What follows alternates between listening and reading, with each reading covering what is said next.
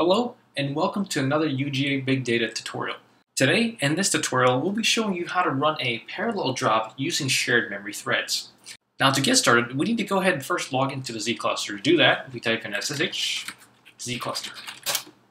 Once we logged into the zcluster, we need to go ahead and enter the directory which we'll be running the test from. So to do that, we do cd and do an ls command. And you can see there, we have a C++ file. So the first step is to go ahead and compile this for the GACRC, and keep in mind the GACRC has both AMD Operons and Intel Xeon processors. So we need to go ahead and use the Portland Group compiler. To do that, we type in PG, capital C, our file, and type in -O to rename, and hit enter. Go ahead and ignore that warning for now. So we can see here, we have the executable. Now we do not want to go and / this executable. We want to go ahead and send it as a job on the zcluster. So to do that, we type cd.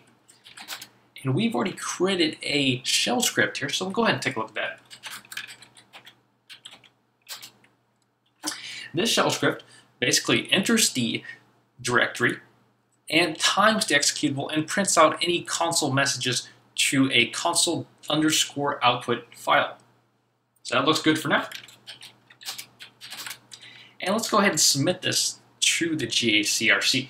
To do that, we type in q sub-q, and we're going to submit this to the RCC-30 days queue.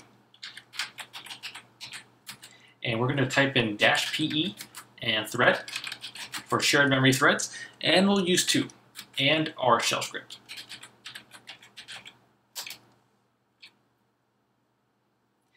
Now to check if your job is running, we'll go ahead and type in qstat.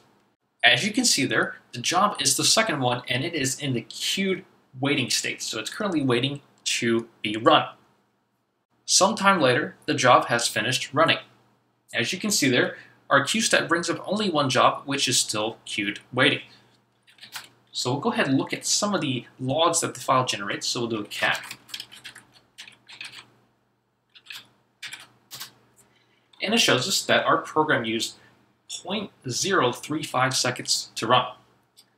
So that's good, no error messages. So go ahead and enter that directory. And we'll go ahead and take a look at the console output. As you can see here, the program creates 2 threads and prints out what thread it is.